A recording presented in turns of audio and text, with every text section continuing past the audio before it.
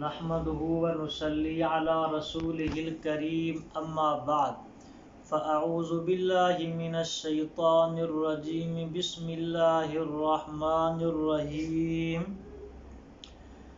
अला बिज़िक्रिल्लाहि तत्मइन्नुल क़ुलूब सदक़ल्लाहुल अज़ीम।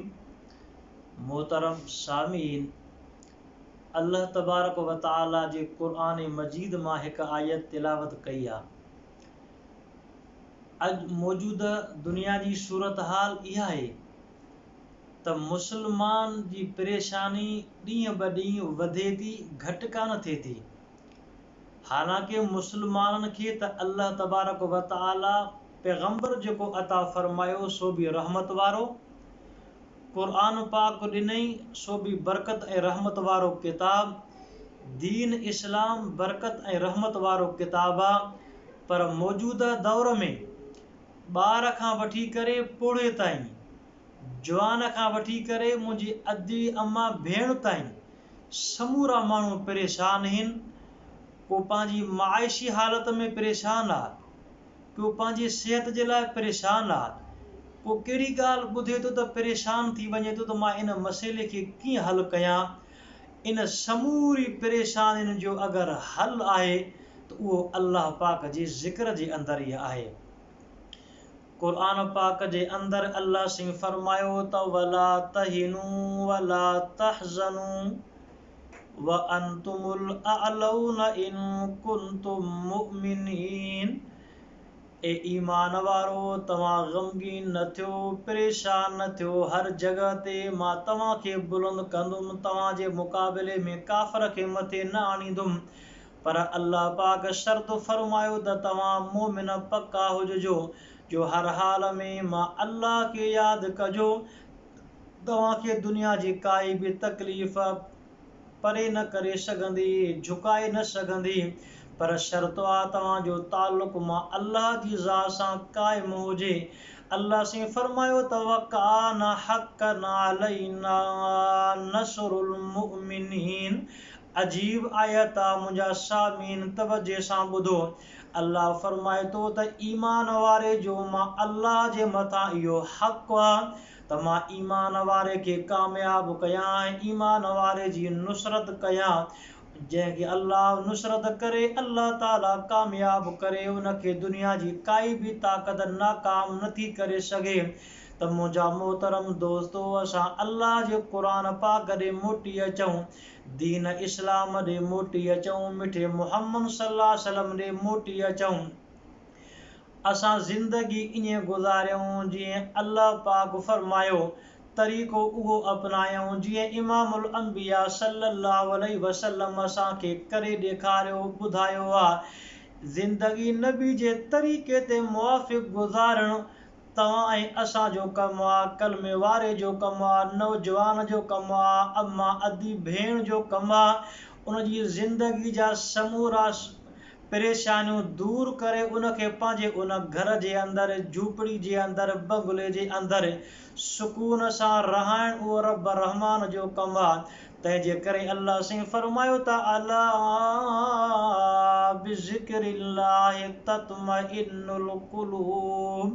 ए दुनिया वारो, मता पंहिंजी परेशानी जो हल डॉक्टर वटि वञी करे तलाश करी, मता पंहिंजी परेशानी जो हल वञी करे पैसे में तलाश करी त मूंखे पैसे मां सुकून मिलंदो, मुंहिंजी पैसे जे घणाई जे करे मुंहिंजी परेशानी हली वेंदी। न न न न, रब थो फरमाए ख़बरदार, ए मुंहिंजा बाना, जेकॾहिं तोखे सुकून खपे, दिली करार खपई, दिली इत्मीनान खपई, त अला बिज़िक्रिल्लाहि तत्मइन्नुल क़ुलूब। तोखे मां अल्लाह जो ज़िक्र करणो पवंदो, मूंखे यादि करणो पवंदो। अल्लाह जो ज़िक्र मां रब खे यादि करणु तुंहिंजो कमु आहे।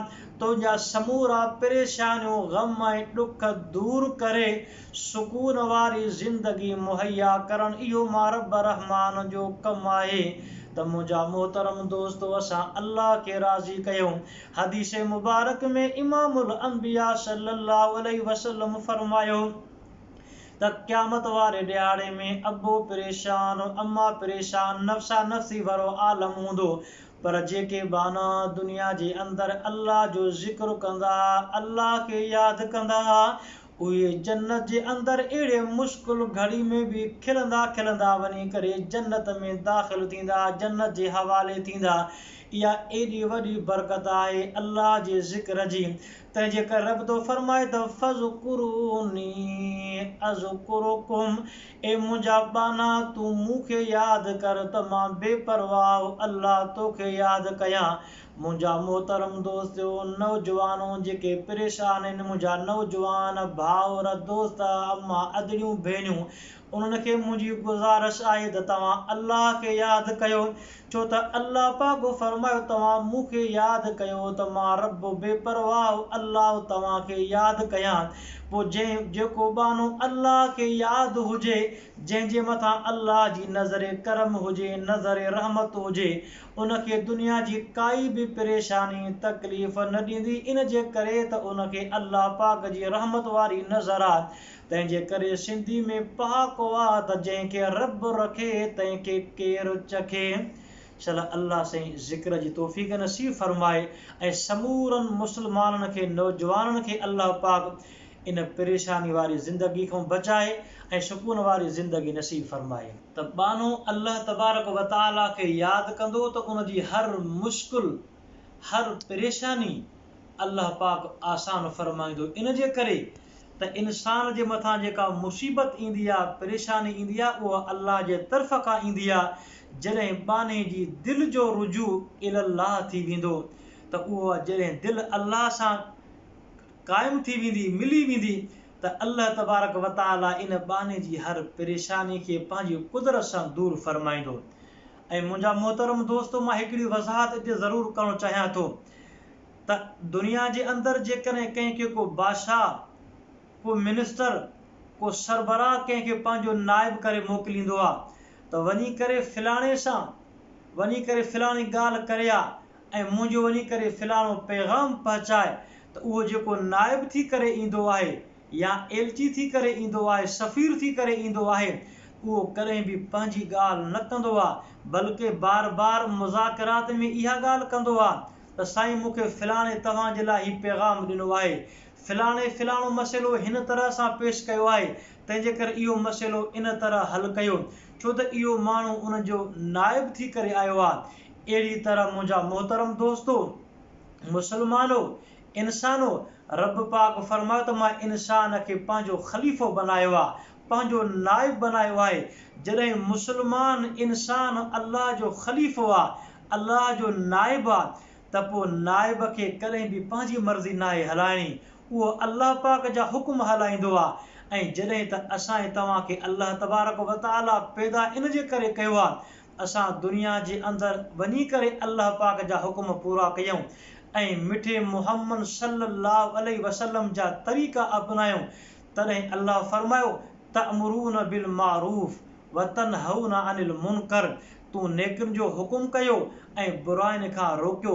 मां अल्लाह तव्हांखे इहो कमु ॾिनो आहे। पर अॼु असांजे तव्हांजी परेशानी जो इहो बि हिकिड़ो मसइलो थी वियो आहे, इहो बि वजह आहे त अॼु जो मुसलमान फेसबुक खे टाइम ॾिए थो, यूट्यूब वग़ैरह खे इस्तेमालु करे थो, मुख़्तलिफ़ टिकटॉक खे टाइम ॾिए थो, अख़बारुनि में हलंदड़ ख़बरुनि खे, न्यूज़ खे टाइम ॾिए थो, कावस अख़बार, जंग अख़बार खे टाइम ॾिए थो।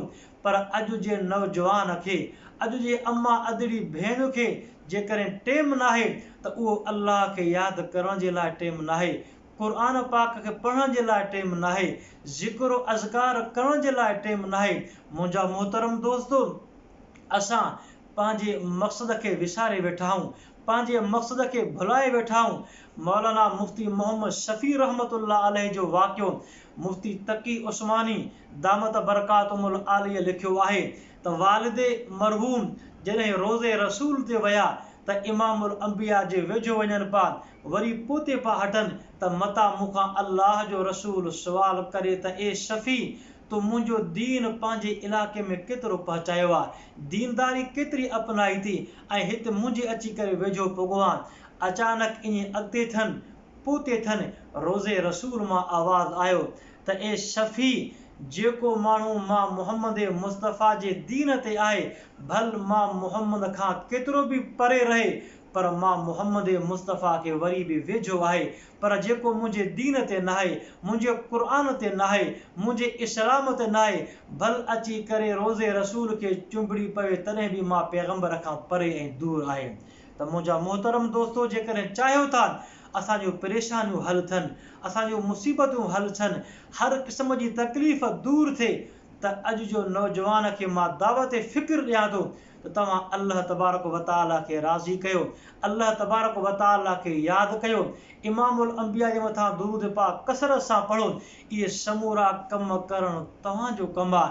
तव्हांजे इन फ़िक्र ऐं ग़म खे दूर करणु उहो रब रहमान जो कमु आहे। व आख़िर दावाना अनिल हम्दुलिल्लाहि रब्बिल आलमीन।